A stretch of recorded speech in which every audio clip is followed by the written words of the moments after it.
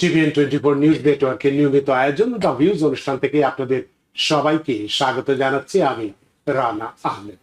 সুপ্রিয় দর্শক, আপনারা এই মুহূর্তে যারা ঘরে টেলিভিশন সেটের সামনে বসে এই অনুষ্ঠানটি দেখছেন কিংবা আর একটু পরে টেলিভিশন সেটের সামনে বসে আপনাদের এই প্রিয় অনুষ্ঠানটি উপভোগ করবেন, কিংবা এই মুহূর্তে যারা ফেসবুক লাইভে ঢুকেছেন অথবা আরেকটু পরে ফেসবুক লাইভে ঢুকবেন, কিংবা আরো পরে সময় সুযোগ মতো যারা ইউটিউবে অনুষ্ঠানটি দেখবেন তাদেরকেও আগাম স্বাগত জানিয়ে রাখি। সুপ্রিয় দর্শক, আজকের অনুষ্ঠানে আমরা পুরোটাতেই একটা বিষয় নিয়ে আলোচনা করব, সেটি হচ্ছে এই তথ্য প্রযুক্তির যুগে এআই এর যে ক্যারিসমেটিক ভূমিকা আছে সেটি নিয়ে আমরা কথা বলবো।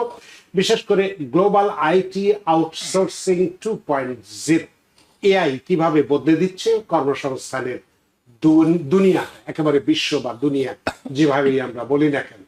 সুপ্রিয় দর্শক, এই বিষয়টির উপরে আলোচনা করবার জন্য আমাদের স্টুডিওতে উপস্থিত হয়েছেন আমাদের সকলের প্রিয়জন, প্রিয় মানুষ, প্রিয় মুখ, প্রিয় একদম আইটি বিশেষজ্ঞ, এআই বিশেষজ্ঞ জনাব Rasel U Alam, CEO Upskill Consultancy New York, এবং জনাব Danish Mahmud, chief academic officer Upskill Consultancy New York. জনাব রাসেল ইউ আলম, আপনাকে স্বাগত। Thank you. এবং জনাব দানিশ মাহমুদ, আপনাকেও স্বাগত। Thank you. আপনাদের দুজনকেই স্বাগত। জানি আপনারা অনেক ব্যস্ত থাকেন, সব ব্যস্ততা উপেক্ষা করে আমাদের স্টুডিওতে উপস্থিত হয়েছেন এবং খুব গুরুত্বপূর্ণ একটি সমসাময়িক বিষয় নিয়ে কথা বলতে চান। কারণ আমরা জানি যে আউটসোর্সিং বলতে কি বোঝায়, তাই না? খুব ছোট আকারে আমরা আগে চিন্তা করতাম, কিন্তু এখন আউটসোর্সিং এর পরিধিটা অনেক বেশি বেড়ে গেছে, এবং সে কারণে আজকের যে বিষয়টি আমরা নির্ধারণ করেছি আলোচনা করার জন্য, তার গুরুত্বটা কেন আজকে এই বিষয়টি নিয়ে আমরা আলোচনা করতে চাই, সেই গুরুত্বটা একটু দর্শকের সামনে তুলে ধরতে চাই 2 মিনিটে। সুপ্রিয় দর্শক, আমরা এমন এক সময় দাঁড়িয়ে আছি যখন প্রযুক্তির ইতিহাসে আরেকটি বড় পরিবর্তনের সাক্ষী হচ্ছে পুরো বিশ্ব। এক সময় শিল্প বিপ্লব মানুষের কাজের ধরন বদলে দিয়েছিল, পরে ইন্টারনেট বদলে দিয়েছিল ব্যবসা ও যোগাযোগের সংজ্ঞা। আর আজ কৃত্রিম বুদ্ধিমত্তা অর্থাৎ আর্টিফিশিয়াল ইন্টেলিজেন্স বা এআই নতুন করে লিখছে কর্মসংস্থান, ব্যবসা এবং বৈশ্বিক অর্থনীতির ভবিষ্যৎ। একসময় আউটসোর্সিং বলতে আমরা বুঝতাম কম খরচে অন্য দেশে software development, call centre, data processing কিংবা ব্যাক অফিস সেবা। কিন্তু আজ সেই ধারণা দ্রুত বদলে যাচ্ছে। এখন এআই শুধু একটি প্রযুক্তি নয়, বরং এটি এখন সিদ্ধান্ত গ্রহণে সহায়তা করছে, গ্রাহক সেবা পরিচালনা করছে, সফটওয়্যার লিখছে, তথ্য বিশ্লেষণ করছে, এমনকি ব্যবসায়িক কৌশল নির্ধারণে গুরুত্বপূর্ণ ভূমিকা পালন করছে। এর ফলে একটি নতুন বাস্তবতা তৈরি হয়েছে, গ্লোবাল আইটি আউটসোর্সিং 2.0। এখানে প্রতিযোগিতা শুধু কম খরচে কাজ করা নয়, বরং কে সবচেয়ে বেশি এআই কে দক্ষভাবে কাজে লাগিয়ে দ্রুত, নিরাপদ, মানসম্মত এবং উদ্ভাবনী সেবা দিতে পারবে, সেটি এখন সবচেয়ে বড় প্রশ্ন।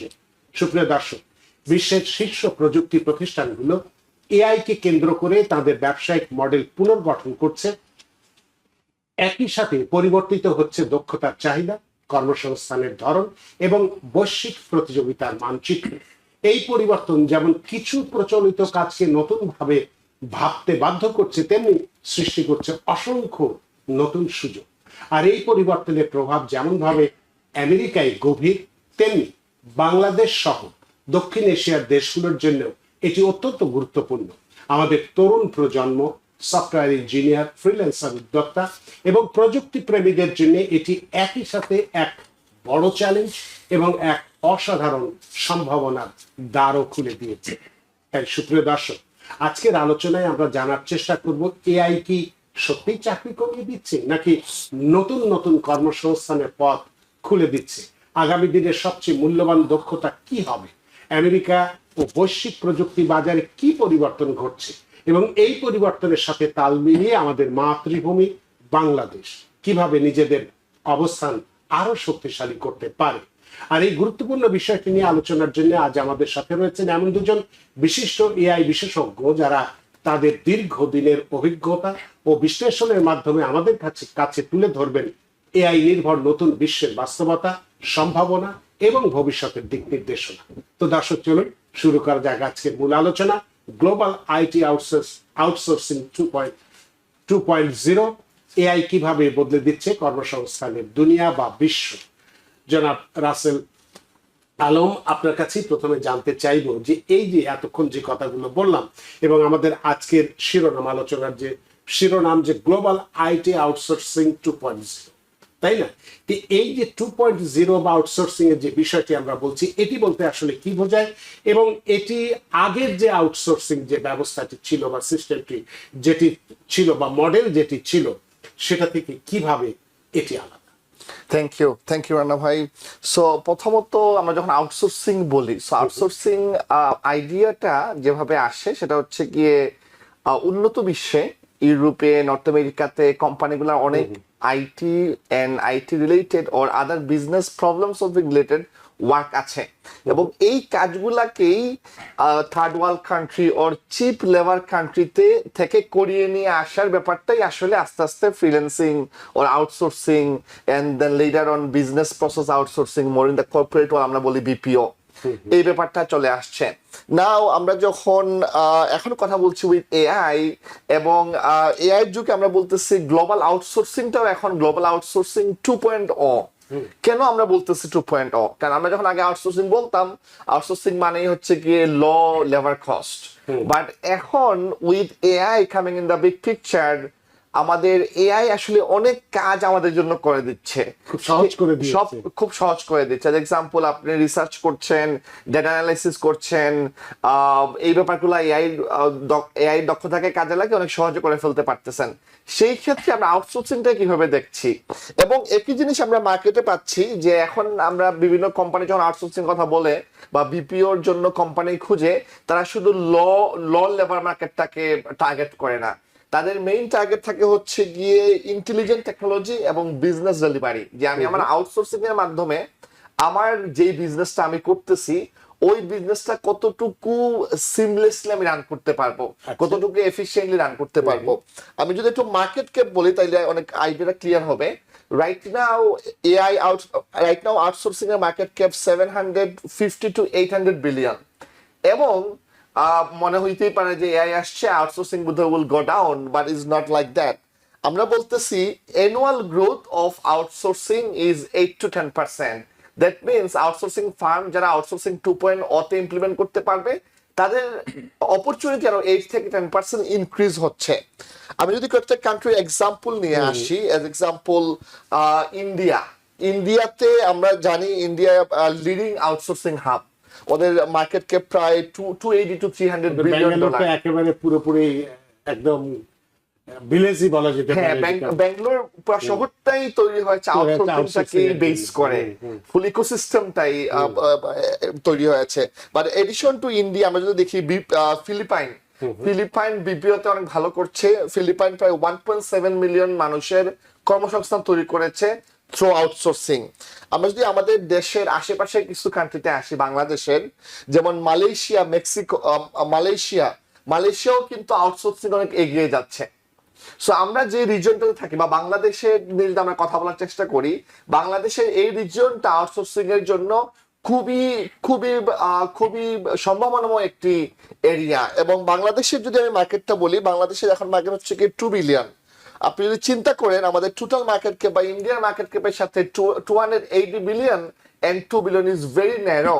কিন্তু বাংলাদেশের যে ওয়ার্কফোর্স আছে, আমরা ওয়ার্কফোর্সটাকে যদি আপস্কিলিং করতে পারি, not in graphic design and video editing anymore. Now আমাদের upskilling করতে হবে into AI technology in that way they can help to business automation. If they can তার যে বিজনেস অটোমেশনে হেল্প করতে পারে এবং এই আউটসোর্সিং মার্কেটটাকে ক্যাচ করতে পারে, তাহলে ডেফিনেটলি আই উড সে বাংলাদেশে যারা তরুণ ইয়াংরা আছে তারা এই 700 to 800 বিলিয়ন ডলারের মার্কেটে there is a lot of opportunity. নাও আমরা যারা ইউএসএ তে আছি তাদের অপরচুনিটি কি? ডেফিনেটলি যেহেতু আমরা বাংলাদেশের নাগরিক ছিলাম বা আছি, সেই ক্ষেত্রে আমাদের একটা অ্যাডভান্টেজ আছে, আমরা বাংলাদেশের কালচারটা বুঝি। সো আমরা ইচ্ছে করলেই আমাদের 9 to 5 জবের পাশাপাশি আমরা উইকেন্ডে অথবা ফুল টাইমই আউটসোর্সিং করতে পারি বা ফ্রিল্যান্সিং এ পার্টিসিপেশন করতে পারি। এবং সেই ক্ষেত্রে বাঙালি আমেরিকান যারা আছেন তাদের মধ্যে অনেক এন্টারপ্রেনার ক্রিয়েট হওয়া উচিত এবং আপস্কিলিং হওয়া উচিত, যারা এই ফানেলটা ক্রিয়েট করবে। কারণ একজন যদি বাংলাদেশ থেকে আউটসোর্সিং এর চেষ্টা করে, এবং একজন যদি ইউএসএ থেকে আউটসোর্সিং এর ফানেলটা রেডি করে দেয়, is get much easier. Upskill big time we do outsourcing, এবং আমরা আউটসোর্সিং শুরু করেছিলাম 2016-17 এর দিকে আমাদের এইচআর অ্যাক্টিভিটি গুলো একটু সিমলেস করার জন্য। বাট আমরা ওই তখন থেকে এখন পর্যন্ত আমি যদি বলি গত 10-11 বছরে নট অনলি এইচআর অ্যাক্টিভিটি, আমাদের ট্রেনিং টিম থেকে শুরু করে একাডেমিয়া টিম, আমাদের ইউএস বিজনেস অপারেশনস থেকে শুরু করে অনেকগুলা খাতেই আউটসোর্সিং এর মাধ্যমে আমরা অনেক বেনিফিটেড হয়েছি। এবং আমি pretty sure TBN24 also do a lot of outsourcing, right? So সেক্ষেত্রে আমি বলবো আমেরিকান বাঙালি যারা আছেন তারা 9 to 5 জবের পাশাপাশি ফ্রিল্যান্সিং নিয়েও চিন্তা করতে পারেন। এবং বিভিন্ন ধরনের ফ্রিল্যান্সিং আছে, অনেক অনেক ফ্রিল্যান্সিং আছে আপনাকে টেকনোলজি জানতে হবে, অনেক ফ্রিল্যান্সিং আছে আপনার ম্যানেজমেন্ট স্কিল থাকতে হবে, অনেক ফ্রিল্যান্সিং আছে আপনি ইউএস এ একটা কোম্পানি ওপেন করতেছেন, আপনার ইউএস এর পেমেন্ট গেটওয়েতে আপনার অ্যাক্সেস আছে, you can be a freelancer, because এই জিনিসগুলোকে লেভারেজ নিয়েই আপনি বাংলাদেশ থেকে কাজ করিয়ে এটাকে ডেলিভারি দিতে পারবেন ইউএস মার্কেটে। অনেক ধন্যবাদ রাসেলুল আলম, আপনি খুব সুন্দর একটি কথা বলেছেন যে আমরা 9টা 5টার অফিসের পরে যে হাতেটা আমাদের সময় থাকে, শনি রবির বিষয়টা ছুটির দিন দুদিনে আছে, এবং সেক্ষেত্রে 9টা 5টার কথা যেটা বললেন যে 9টা 5টার পরে আমরা কি করি, চায়ের দোকানে বসে রাজা উজির মারি। তো সেখানে যদি এই 9টা বা আমরা তো সাধারণত বাংলাদেশের কনটেক্সটে যদি চিন্তা করি রাত 10টার আগে কেউ আমরা ঘরে ঢুকি না বা ভাতও খাই না, ঘুমানো তো প্রশ্নই আসে না। সুতরাং এই সময়টা যদি রাজা উজির না মেরে যদি আমরা আউটসোর্সিং এর কাজে ব্যস্ত থাকি, তাহলে যে মাত্র $2 বিলিয়ন কথা বললেন তার থেকে অনেক অনেক অনেক বেশি যেমন আয় হতে পারে, এবং চাকরির পেছনে দৌড় নাই, চাকরি আমার পেছনে দৌড়বে, সেরকম একটা অবস্থার সৃষ্টি হবে। অনেক ধন্যবাদ। আমি একটু দানিশ মাহমুদের কাছে আপনার কাছে জানতে চাইবো যে এই যে এআই যে দ্রুত অগ্রগতি, যেটা উনি একটু আগে বললেন, দ্রুত অগ্রগতির ফলে যে বিশ্বব্যাপী আইটিইএস যেটাকে আমরা বলি, এই শিল্পে কি ধরনের মৌলিক পরিবর্তন এসেছে বলে আপনি মনে করেন? থ্যাংক ইউ রানা ভাই আমাকে কথা বলার সুযোগ করে দেওয়ার জন্য। সো আমি একটু শুরুতেই বলবো যে এই যে আউটসোর্সিং যে কনসেপ্টটা আছে, যেটা আমরা 2.0-তে আমরা এখন নিয়ে আসছি, কথা বলতেছি। সো আমি যদি এটার একটু ব্যাকএন্ডে যাই, আমি আইটিএস এ আসতেছি। সো আউটসোর্সিং এর এটা কিন্তু আমরা সেঞ্চুরি যাবত দেখতেছি যে এটা ডেভেলপ হচ্ছে। সো আগে হতো কি, আগে হচ্ছে যেই কান্ট্রিগুলা লেবার ইন্টেন্সিভ কান্ট্রি, যে কান্ট্রিগুলা লেবার সস্তা, আর যে কান্ট্রিগুলা দেখা গেল যে ক্যাপিটাল ইন্টেন্সিভ কান্ট্রি, যেমন আমেরিকা আছে, ইউরোপ আছে, এই সমস্ত কান্ট্রিগুলা লেবার ইন্টেন্সিভ কান্ট্রি থেকে প্রোডাক্ট তৈরি করে নিয়ে এসে তারপরে ওরা এগুলা ইউটিলাইজ করতো। সো এখন সেই প্রোডাক্টের যে সময়টা আছে, আমরা ইন্টারনেট আবিষ্কারের আগে দেখেছি যে এটা প্রোডাক্ট বেস ছিল, যে ইম্পোর্ট এক্সপোর্টের যে এটা ওয়ান কাইন্ড অফ আউটসোর্সিং করে। বাট আমরা যখন দেখলাম যে ইন্টারনেট আবিষ্কার হলো 1969 সালে, তারপর থেকে আস্তে আস্তে সার্ভিস আউটসোর্সিং শুরু হইলো। সো এখন এই ইন্টারনেট আবিষ্কারের পরবর্তীতে যে দেখা গেল যে সার্ভিস আউটসোর্সিং হলো, এখন আবার 2022 সালে যখন এআই আসলো, তখন এই আউটসোর্সিং এর বিষয়টা হয়ে গেল যে আউটসোর্সিং 2.0। বিকজ আগে যেটা ছিল যে আগে সবাই খুঁজতো যে কোথায় লেবার সস্তা, সেখান থেকে আমরা সার্ভিসটা নিয়ে আসবো। সো এখন শুধুমাত্র সস্তা লেবারই খুঁজতেছে না, এখন ট্যালেন্ট খুঁজতেছে যে কে কত বেশি দক্ষ, কোন কান্ট্রি কত বেশি দক্ষ সার্ভিস তারা কম সময়ের মধ্যে উইথিন দ্য বাজেট তারা প্রদান করতে পারতেছে এই বিষয়গুলা। আর আইটিএস এ যদি আসি, তাহলে আইটিএস টা হচ্ছে ইনফরমেশন টেকনোলজি এনাবল সার্ভিসেস, মানে আমরা যেই মানে ইনফরমেশন টেকনোলজি রিলেটেড যে সার্ভিসগুলো আমরা আউটসোর্স করতে পারি, এগুলো এই বিষয়গুলো চলে আসে। যে ইনফরমেশন টেকনোলজি যদি আমি বলতে চাই, তাহলে আমরা আগে যেটা হইতো বাংলাদেশে স্পেশালি কি করতো, বাংলাদেশ যখন আউটসোর্সিং শুরু করছে তখন স্পেশালি ডিজাইনের দিকে দেখেছে, ওয়েবসাইট ডিজাইন, লোগো ডিজাইন থেকে শুরু করে ডাটা এন্ট্রি করতে অনেক বেশি। সো ওই দিক থেকেই ফ্রিল্যান্সাররা, আমরা ফাইবার বলি অথবা আপওয়ার্ক বলি, এগুলাতে খুব বেশি জনপ্রিয় হয়ে ওঠে। বাট বর্তমানে যদি আমরা তাকাই যে ওই লেভেলে আর নাই এখন, কারণ এই ডাটা এন্ট্রির কাজটা এখন এআই খুব মানে কম সময়ে করে ফেলতে পারতেছে। সো এখন আসতে হবে যে মোর ট্যালেন্ট থাকতে হবে, এআই এর দক্ষতা থাকতে হবে, অটোমেশনের দক্ষতা থাকতে হবে, এবং কি এআই আসার পরে যেই নতুন করে অপরচুনিটি তৈরি হচ্ছে, যেমন এআই এর যে ফিড আছে, এআই এর যে খাবার আছে ডেটা। সো কেউ যদি এখন ডেটা রিলেটেড যদি স্পেশালিস্ট হয়, তাহলে সে এই ডেটা অ্যানালাইস্ট হিসাবে সে আউটসোর্স করতে পারবে। তারপরে যত বেশি এআই এক্সপ্যান্ড হচ্ছে, তত বেশি সিকিউরিটি নিয়ে এখানে চ্যালেঞ্জ তৈরি হয়েছে। সো এখন যদি কেউ সাইবার সিকিউরিটি স্পেশালিস্ট হয়, সে এই সার্ভিসটাও এখানে সেল করতে পারতেছে। সো আলটিমেটলি আমি বলবো যে মূল পরিবর্তনটা এখানে কোম্পানি শুধুমাত্র এমপ্লয়ি বেসড এখানে অপারেশন থেকে এআই যে পাওয়ার বেসড ওই অপারেশনের দিকে মূলত ইন্ডাস্ট্রিগুলো ঝুঁকতেছে ফর দা আউটসোর্সিং। অনেক ধন্যবাদ দানিশ মাহমুদ। এবার একটু রাসেল আলম আপনার কাছে একটু জানতে চাই এবং একটু আমেরিকার কনটেক্সট বা আমাদের এই যেটাকে যুক্তরাষ্ট্র আমরা বলি, সেখানকার কনটেক্সটে যদি আপনাকে প্রশ্ন করতে চাই যে যুক্তরাষ্ট্রের যে বড় বড় যে প্রতিষ্ঠান, প্রযুক্তি প্রতিষ্ঠান যেগুলো রয়ে গেছে, কেন আগের চেয়ে ভিন্নভাবে তারা এখন আউটসোর্সিংটা করছে? আচ্ছা, সো যুক্তরাষ্ট্রে যেটা হয় আপনি জানেন, আমরা যদি একজন সফটওয়্যার ইঞ্জিনিয়ার হায়ার করতে যাই, তাদের salary minimum 120 or 100K to 115 it goes more.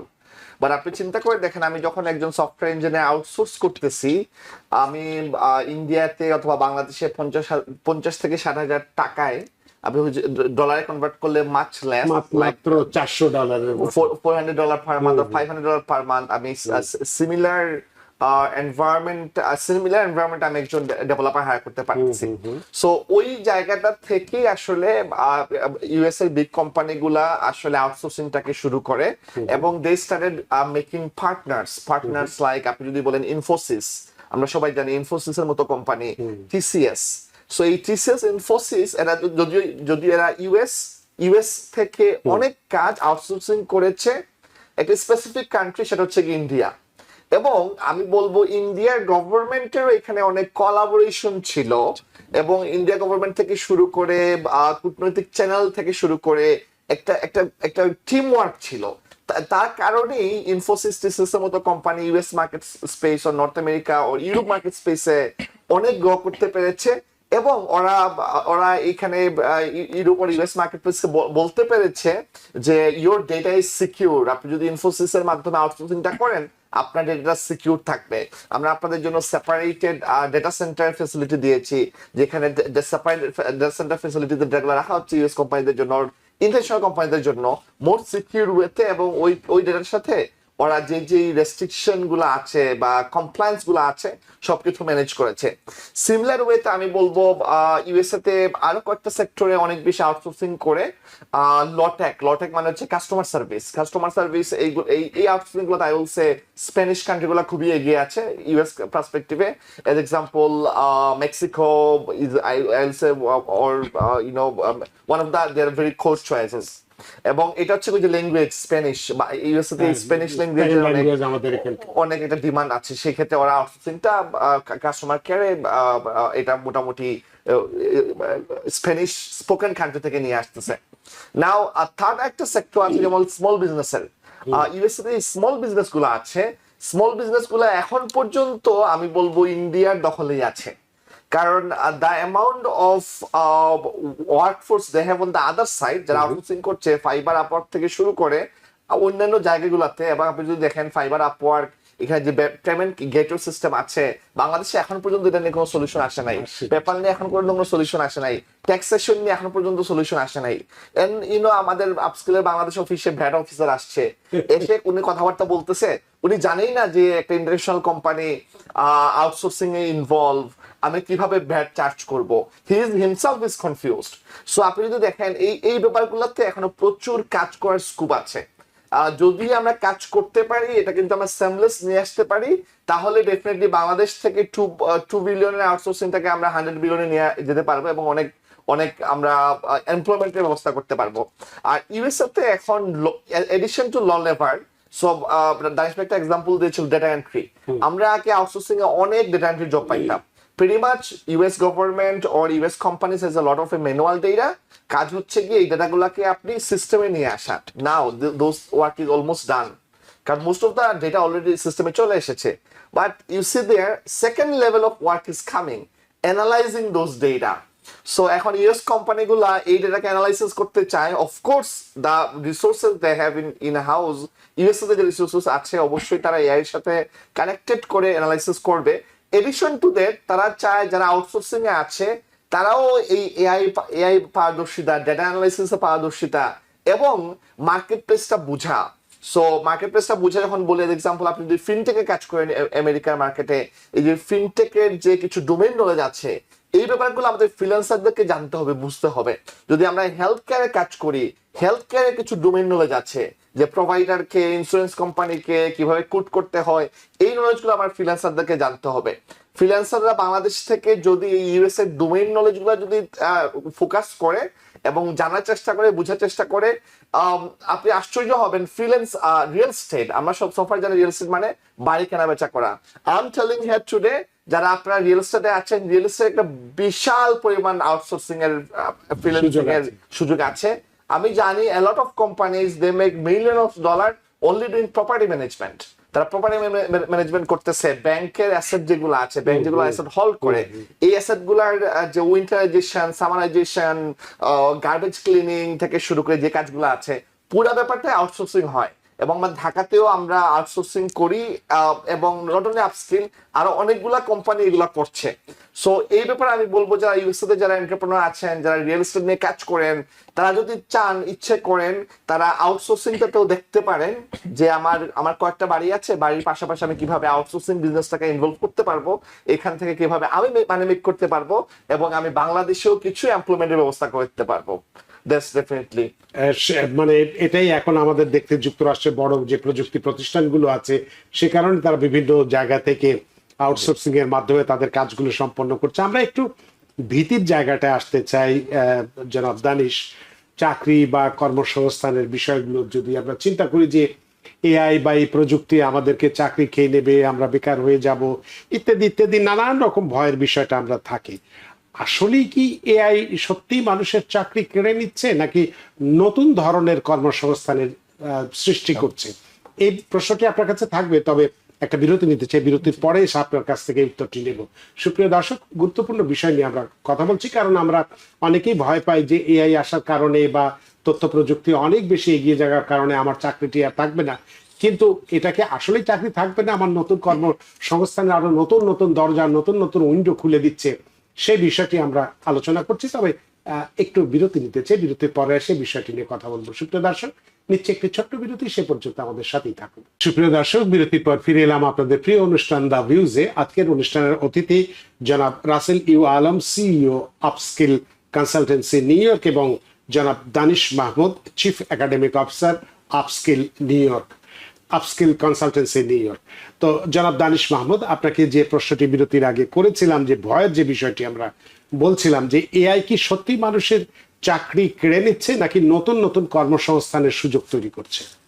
Thank you Rana ভাই। সো এইটার নিয়ে যদি কথা বলতে চাই, তাহলে দেখবো যে এআই কাজের ধরন পরিবর্তন করেছে। যে রিপিটেটিভ যে কাজগুলো আছে, এই কাজগুলো এখন আর মানুষের করতে হচ্ছে না। সো আমি যদি খুব প্র্যাকটিক্যাল একটা এক্সাম্পল দেই, দেখা গেল যে সফটওয়্যার ডেভেলপমেন্ট, যে টেস্টিং, যে একটা খুবই পপুলার ছিল একটা সেক্টর। সো একটা সময় কি হতো, একটা সময় কোভিড এর আগে যদি আমরা দেখি যে ম্যানুয়াল টেস্টিং যারা শিখছে তারাও কিন্তু জবে, তারা খুব এন্ট্রিতে খুব বেশি একটা কষ্ট হয় নাই। তারপরে চলে আসে অটোমেশন। সো অটোমেশন চলে আসার পরে ম্যানুয়ালটা অত বেশি আর সুযোগ হয় না। যারা ম্যানুয়াল কাজ জানে তারা দেখাইছে লে অফ হচ্ছে, যারা অটোমেশন জানে তাদেরকে মোর অপরচুনিটি তাদের জন্য ওপেন হচ্ছে। সো আস্তে আস্তে এটা আরেকটু অন্যদিকেও ডাইভার্ট হচ্ছে। সো আমি যদি আরেকটা এক্সাম্পল দেই, তাহলে দেখা গেল যে মানে এআই কিভাবে মানুষের চাকরি নিচ্ছে না, বাট মানুষকে সহজ করে দিচ্ছে। জাস্ট ফর এক্সাম্পল, দেখা গেল যে কোনো একটা কোম্পানি কোন একটা হায়ারিং পারপাসে অ্যাডভার্টাইজমেন্ট দিল। সো সে দেখা গেল যে 1000 অথবা সামথিং লাইক এরকম একটা অ্যামাউন্ট তার কাছে সিভি এসে জমা হলো। বাট এতগুলা সিভি যদি এইচআর টিম এগুলা রিভিউ করে কয়েক সপ্তাহ লেগে যেতে পারে। সো এআই এর মাধ্যমে আমরা যেটা পারি যে কয়েকটা কিওয়ার্ড দিয়ে, যেই আমরা যে পারপাসে যে হায়ারিংটা করব, কয়েকটা কিওয়ার্ড দিয়ে দিলে এআই খুব সহজেই 1000 সিবি থেকে আমাদেরকে 10টা সিবি শর্টলিস্ট করে দিচ্ছে। সো আলটিমেটলি এআই মানুষের কাজটাকে সহজ করে দিচ্ছে, বাট ফাইনাল যে ইন্টারভিউটা আছে, ফাইনাল যে ডিসিশনটা আছে, এটা কিন্তু হিউম্যানই নিচ্ছে ultimately. So on the other hand, অন্যদিকে যদি বলি যে এআই মানুষকে কিভাবে আরো বেশি সহজ করছে, এবং কি এআই মানুষের সহজ কাজগুলা করতেছে, বাট কমপ্লেক্স কাজগুলা মানুষই করতেছে। এটার একটা এক্সাম্পল দেওয়া যেতে পারে। দেখা গেল যে অ্যামাজন, যে আমরা দেখা গেল যে অ্যামাজন কাস্টমার কেয়ারে যদি আগে আমরা কোনো প্রোডাক্টের স্ট্যাটাস নিয়ে অথবা প্রোডাক্টের রিফান্ড অথবা এই টাইপের কোনো হেল্প যদি আমাদের লাগতো, সেক্ষেত্রে দেখা গেল যে আমাদেরকে 10 to 15 মিনিটস ওয়েট করতে হতো কলের জন্য, মানে একটা কাস্টমার রিপ্রেজেন্টেটিভের সাথে কথা বলতে। সো এখন এটা আর হচ্ছে না।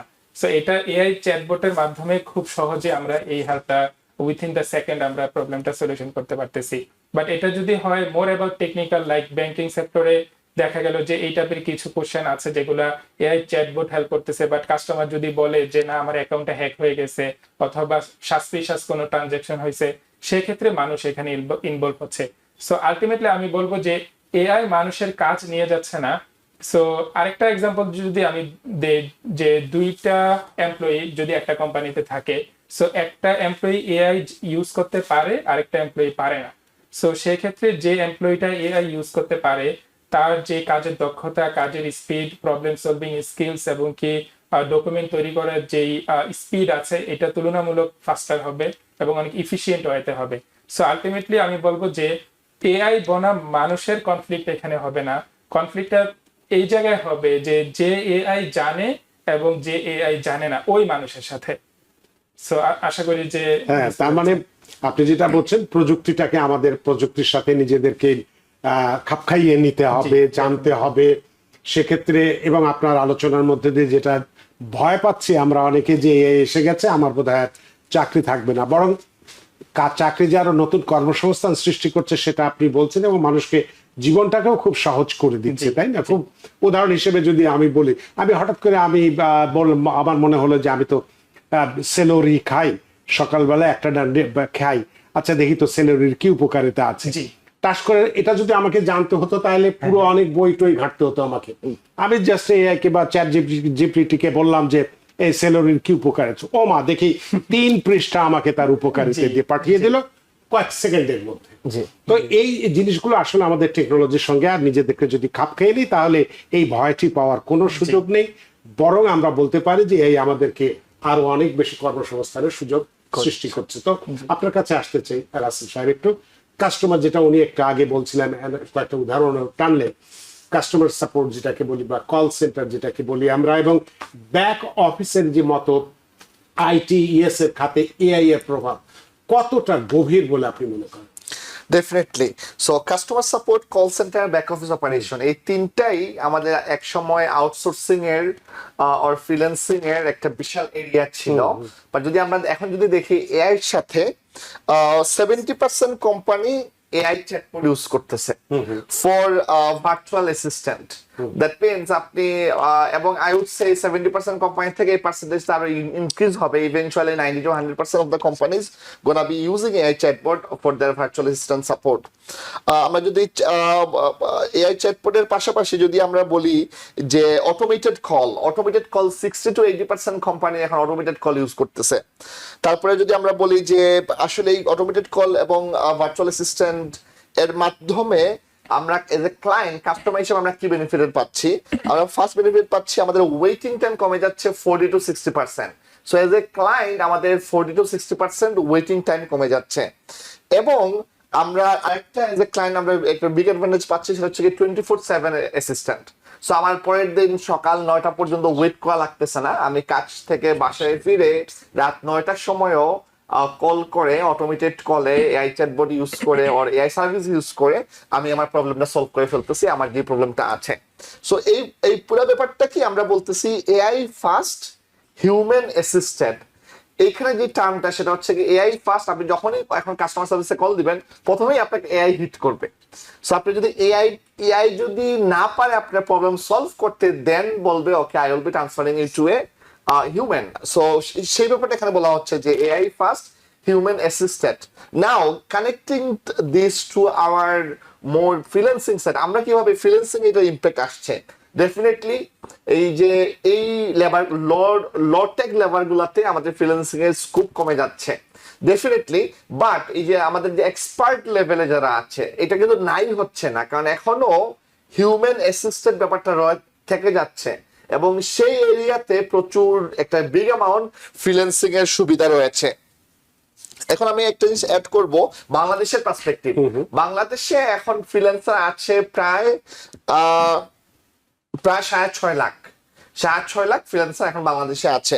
এবং আমরা যদি দেখি, আমরা যদি প্রপার প্ল্যানিং নিয়ে আসতে পারি এবং আমরা যদি স্কিলড ওয়ার্কফোর্স নিয়ে আসতে পারি, আমরা যদি বিভিন্ন ডেটা সেন্টার অ্যাড করতে পারি, এবং ইকোসিস্টেম ডেভেলপ করতে পারি, তাহলে আমরা বলতেছি এই 6.5 লাখ ফ্রিল্যান্সিংটাকে আমরা কোটির কোঠায় নিয়ে আসতে পারবো। এখন তো লাখের কোঠায় আছে, তো এই লাখের কোঠা থেকে আমাদের কোটির কোঠায় নিয়ে আসতে পারবো। এবং আমি বলবো আমাদের বাংলাদেশের জন্য এছাড়া কোনো গতি নাই, কারণ আমাদের যে পপুলেশন এবং আমাদের বাংলাদেশের যে অপরচুনিটি গুলো আছে সবকিছু মিলে আমরা যদি এই আউটসোর্সিং মার্কেটে আমাদের ওয়ার্কফোর্সটাকে রেডি করতে না পারি, ট্রেন করতে না পারি এবং প্লাগ ইন করতে না পারি, সেক্ষেত্রে বাংলাদেশের আন্দোলন চলতেই থাকবে। কারণ আমার পেটে ভাত নাই, আমি রাস্তায় আন্দোলন করতেই থাকবো। এবং এটা শুধু একটা দল না, মানে সকল শ্রমপেশার মানুষই তাদের চাহিদার জন্য আন্দোলন করতে থাকবে। আর এখানে একটু এড করি, এজ এক্সাম্পল, আমরা আপস্কিল বাংলাদেশে আমরা কাজ করছি ডিসেবল মানুষদেরকে নিয়ে। সো আমরা একটি ইন্টারন্যাশনাল অর্গানাইজেশনের সহায়তায় আমরা বাংলাদেশের ঢাকা ক্যাম্পাসে আমরা পিপল উইথ ডিসেবিলিটি, যাদের হাত নাই, পা নাই, এক চোখ কানা অথবা বিভিন্ন ধরনের ডিসেবিলিটি আছে, তাদেরকে আমরা গ্রাফিক ডিজাইন, ভিডিও এডিটিং থেকে শুরু করে ফাইবার, আপওয়ার্কের কাছ থেকে শুরু করে BPO, business process outsourcing A plug in করার জন্য প্রশিক্ষণ দিচ্ছি এবং ইভেন্চুয়ালি তাদেরকে আমরা কাজ পেতেও সহায়তা করছি। So it's definitely one of the novel work we are doing in Upskill Bangladesh in Dhaka. So ঢাকার আশেপাশে যদি আপনার জানা কোনো ডিসেবল পার্সোনালিটি থাকে যারা ইউএস মার্কেট প্লেসে অথবা ইউরোপ মার্কেট প্লেসে কাজ করতে যায়, definitely I will say talk with us in Upskill Bangladesh campus in Skill House Pragati Sarani Subhashpur অপোজিটে ইন গুলশান এরিয়া। এবং আপনাকে কোনো কস্ট দেয়া লাগবে না। আপনি যখন ডিসেবল পার্সন যাচ্ছে ট্রেনিং করতেছে, তার কোনো ফি দিতে হবে না। এডিশনালি আমরা আরো তাকে যাতায়াত ভাতা এবং খাবারের জন্য আমরা আপস্কিল বাংলাদেশের পক্ষ থেকে এবং আমাদের স্পন্সরের পক্ষ থেকে আমরা যাতায়াত এবং খাবার, লাঞ্চের প্রোভাইড করব। সো ডেফিনেটলি আই উইল সে বাংলাদেশে যদি আমাদের যারা আছেন, বাংলাদেশ থেকে দেখছেন আজকের প্রোগ্রাম, ঢাকার আশেপাশে যদি হয়, if you know some disable person, let them know যে আপস্কিল বাংলাদেশে এরা আইটি এবং এআই ট্রেনিং দিচ্ছে, যেটা শিখে আপনি ফ্রিল্যান্সিং মার্কেট প্লেসে কাজ করতে পারবেন। শুধু কি ডিসেবলদেরকে নিয়েই করছেন না অন্য এমনি ভালো যারা আছে তারাও যদি করতে চায় তাদেরকে নিয়ে কি আপনাদের কোনো চিন্তা ভাবনা আছে? আমাদের এআই এবং আইটিএস এর যে কোর্সগুলো আছে এটা সবার জন্য উন্মুক্ত। সো আমাদের রেগুলার কোর্সগুলোতে যে কোনো কেউ যেতে পারবে, ক্লাস করতে পারবে এবং শিখতে পারবে। But the programme I am talking, ওই প্রোগ্রামটা যেটা স্পন্সরড প্রোগ্রাম বাই শুধুমাত্র ডিসেবল পার্সোনালিটির তাদের জন্য। আসলে বাংলাদেশের মানুষ বা ছেলেপেলেরা তো খুবই ব্রিলিয়েন্ট। আমরা যদি এই তথ্য প্রযুক্তির যুগে আমাদের হাতে যেহেতু মোবাইল থাকে, আমরা দেখি অনেক টিকটক বলি বা যাই আমরা বলি না কেন, সবই যে খারাপ তা তো কিছু নয়। দেখি যে গ্রামের একটা লুঙ্গি পড়া মানুষও তার যে ক্রিয়েটিভিটিটা, সেটা হয়তো ছোট্ট একটা জিনিস দিচ্ছে, কিন্তু এতটা গুরুত্বপূর্ণ বা এতটা মেধাসম্পন্ন জিনিস হয় যে এই লোকটাকে যদি সত্যি যেটা আপনি বললেন, তাকে যদি গড়ে তোলা যায়, তার মাধ্যমে অনেক কিছু আশা করা যায়। বিষয়টি খুবই সুন্দর। আপনার কাছে যারা দানিশ, আপনার কাছে আবার একটু আসতে চাই। সেক্ষেত্রে হচ্ছে যে আমরা বললাম যে এআই আমাদের নতুন কর্মসংস্থানের সৃষ্টি করছে, কেউ আমরা বলছি ভয় পাচ্ছে হয়তো চাকরির ক্ষেত্রে আমাদের বাজার নষ্ট হয়ে যেতে পারে। আমরা একটু ভবিষ্যতের দিকে যেতে চাই, কারণ তথ্য প্রযুক্তি এখন যেটা আছে, এআই 2022 সাল অর্থাৎ 4 বছর আগে এসছে, তার আগে এক ধরনের ছিল, এখন এআই আসছে। আমরা যদি আরেকটু পরের কথা, ভবিষ্যতের কথা চিন্তা করি, অর্থাৎ আজ থেকে মনে করুন 5 বছরের কথা, যদি পরের কথা যদি চিন্তা করি, যে আগামী 5 বছরে কোন ধরনের আইটিতে চাকরির চাহিদা সবচেয়ে বেশি বাড়বে বলে আপনি মনে করেন? কারণ আমরা সেভাবেই প্রস্তুতি নিয়ে রাখতে চাই। থ্যাংক ইউ রানা ভাই। সো এইটা নিয়ে আমি কথা বলবো যে যেহেতু আমরা এআই এর যে বিপ্লবটা দেখতে পাচ্ছি, সো এআই হচ্ছে এমন একটা ইনোভেশন, এটাকে আমরা তুলনা করতে পারি বিদ্যুতের সাথে, কারেন্টের সাথে। যখন এই যে বিদ্যুৎ আবিষ্কার হলো কথা 1831 সালে, যদি আমি ভুল না করি, এবং কি আমরা দেখতে পাচ্ছি যে বিদ্যুৎ আবিষ্কারের পরবর্তীতে ওয়ার্ল্ড কি পরিমাণ দ্রুত ডেভেলপ হয়েছে। আরেকটা বিষয় আমরা দেখতে পারি যে বিদ্যুতের পরবর্তী যে সেগমেন্টটা আছে, এটা হচ্ছে ইন্টারনেট। সো ইন্টারনেট ওয়ার্ল্ডে আসছে 1969-এ 1969 সালে। সো 1969 সাল থেকে এখন পর্যন্ত ইন্টারনেটটা অলমোস্ট এভরিহোয়ার এবং এভরিথিং কভার করে ফেলতেছে। সো আমরা ইন্টারনেট ছাড়া আমাদের জীবন এখন কল্পনাই করতে পারতেছি না। সো এআইটা হয়ে যাবে নেক্সট যেই এরাটা আছে, নেক্সট যেই দেখা গেল আমি বলবো যে এটার একটা ট্রানজিশন পিরিয়ড থাকে যে 50 ইয়ার্স। সো আমরা দেখতেছি এই ধরনের বিগ যে ট্রানজিশন যে বিষয়গুলো থাকে, যেমন ইন্টারনেট আবিষ্কার হলো অলমোস্ট মোর দেন 55 ইয়ার্স, রাইট? সো এআই যেহেতু আসছে, সো এআই এখন কি চায়? সো এআই এর যে ডিমান্ডটা আছে ওই ক্যাটাগরির যদি আমরা স্কিল সেট অর্জন করতে পারি, ওই ধরনের একাডেমিকে যদি আমরা ফোকাস দিতে পারি, তাহলে আমাদের কেরিয়ারটা মোর ব্রাইট হবে। সো আমি যদি বলি যে এআই কি চায়, এআই মোর অ্যাবাউট ডেটা চায়। এআই এর খাবারই হচ্ছে ডেটা।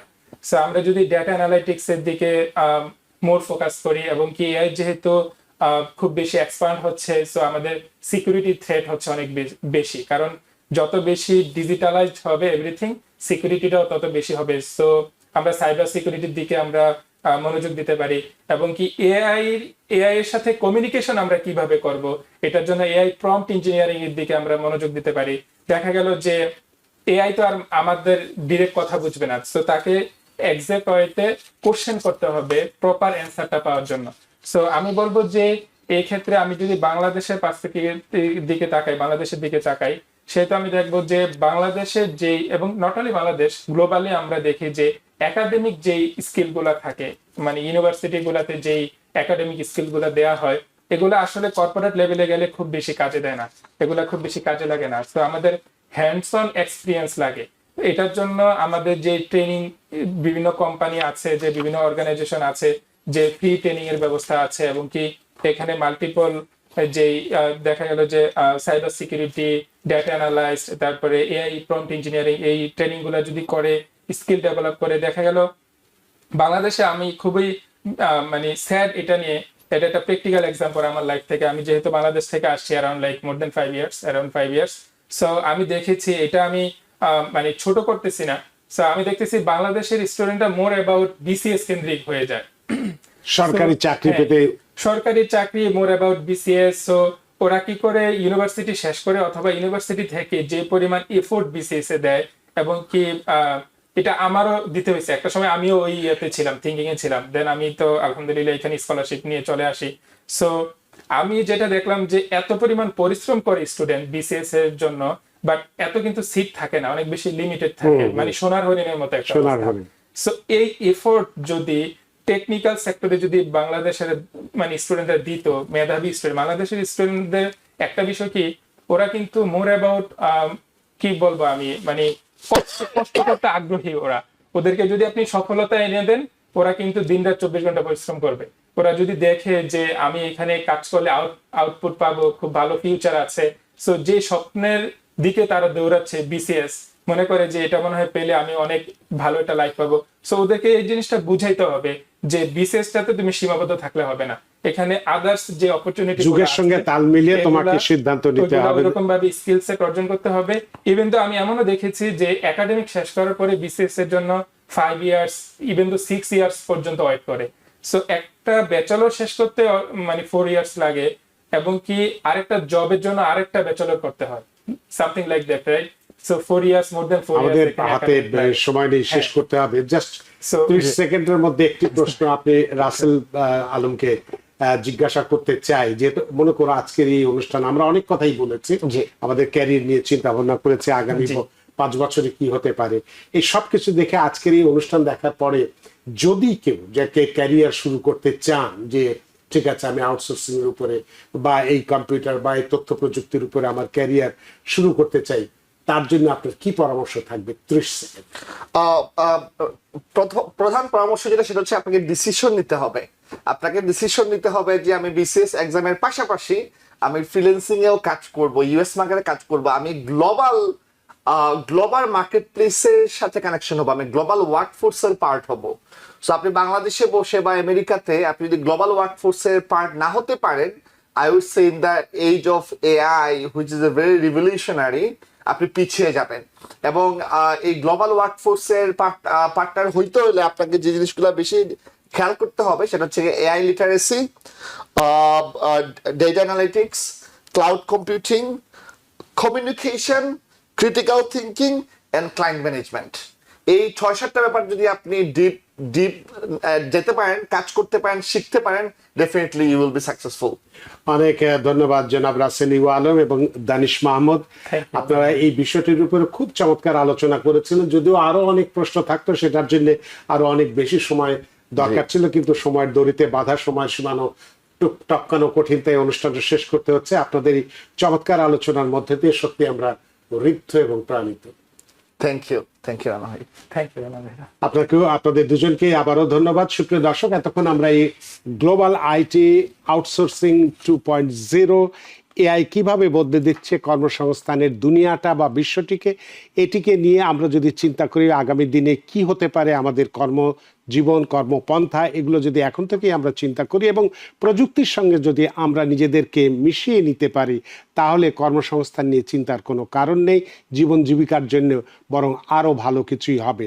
ছোটবেলায় যখন আমরা দেখেছি যে একটা, আমাদের গ্রামের কথা যদি বলি, যে মানুষ তখন ভাত পেত না, এখন কিন্তু উপচে পড়ে, অথচ মানুষ তখন ছিল মাত্র 7 কোটি মানুষ, এখন যদি আমরা শেষ পাকিস্তানের কথা বলি, এখন 20 কোটি 22 কোটি, কিন্তু মানুষের ভাতের অভাব নেই। প্রযুক্তি আমাদেরকে অনেক কিছু দিয়েছে, সুতরাং সেটার সাথে আমাদেরকে অ্যাডজাস্ট করে নিতে হবে, এটি হলো সবচেয়ে বড় কথা। আশা করি আজকের আলোচনা আপনাদের যথেষ্ট ভালো লেগেছে। সুপ্রিয় দর্শক, যে যেখানেই থাকুন, ভালো থাকুন, সুস্থ থাকুন, নিরাপদে থাকুন, থাকুন TVN 24 নিউজ নেটওয়ার্কের সাথেই। শুভ সন্ধ্যা। TVN 24 টেলিভিশন দেখতে আজই কল করুন 7187776556। লগ ইন করুন www.totalcablebd.com। নিউ ইয়র্ক থেকে সম্প্রচারিত TVN 24 টেলিভিশন বিশ্বজুড়ে বাঙালির কণ্ঠস্বর।